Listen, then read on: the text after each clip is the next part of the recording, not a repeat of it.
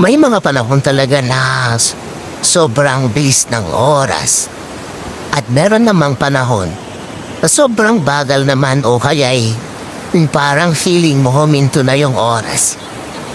Kasi nakaka-relax. Alam mo yun, at kagaya dito guys, akala ko tumigil yung oras guys. Kasi alam mo yun, sobrang relax na relax ako dito.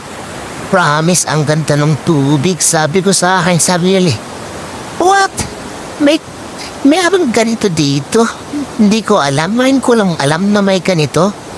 Grabe, sabi ko, in-enjoy ko yung tubig guys. Dito lang ako sa mababaw. Solved na ako guys. Lumublob lang ako dyan. Naupo lang ako dyan guys. Okay na ako. And then of course, tumawid din ako later on.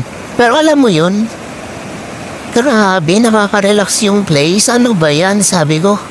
Sabang sila dito na mga local, ay araw-araw nilang nararanasan, araw-araw nilang nakikita. Alam mo yun, grabe.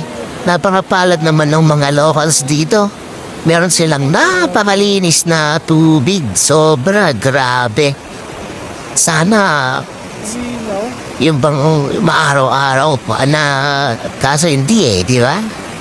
Sambales ito guys, by the way. Kabanggan Sambales. Tara na, pasyal na kayo dito guys.